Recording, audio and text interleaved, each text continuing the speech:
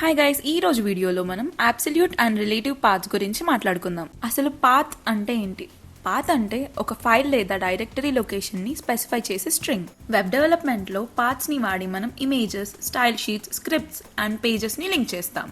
ఇవి two types, absolute path and relative path. First ఇది absolute path అంటే ఇది ఒక కంప్లీట్ లింక్.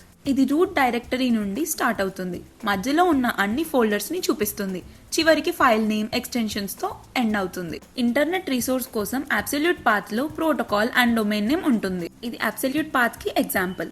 లోకల్ మెషిన్ లో ఉన్న ఫైల్ కి అబ్సల్యూట్ పాత్ ఇలా ఉంటుంది, బ్రౌజర్ లో ఇది ఇలా కనిపిస్తుంది. నెక్స్ట్ ఇది రిలేటివ్ పాత్ అంటే మనం ఉన్న కరెంట్ ఫైల్ కి సంబంధించిన లొకేషన్ ని చూపిస్తుంది. ఇది ప్రోటోకాల్ లేదా డొమైన్ నేమ్ ని ఇంక్లూడ్ చేయదు, కాబట్టి చిన్నగా అండ్ ఫ్లెక్సిబుల్ గా ఉంటుంది. ఇక్కడ contact.html నుండి about.html కి లింక్ ఇస్తున్నాం. రెండు ఫైల్స్ ఒకటి ఫోల్డర్ లో ఉన్నాయి కాబట్టి ఫైల్ నేమ్ మాత్రమే ఇవ్వడం సరిపోతుంది. అసలు ఈ రెండు పాత్స్ లో ఏ పాత్ ఎప్పుడు వాడాలో చూద్దాం. అబ్సల్యూట్ పాత్ ఎక్స్టర్నల్ వెబ్సైట్స్ కి లింక్ ఇవ్వడానికి యూజ్ చేయొచ్చు.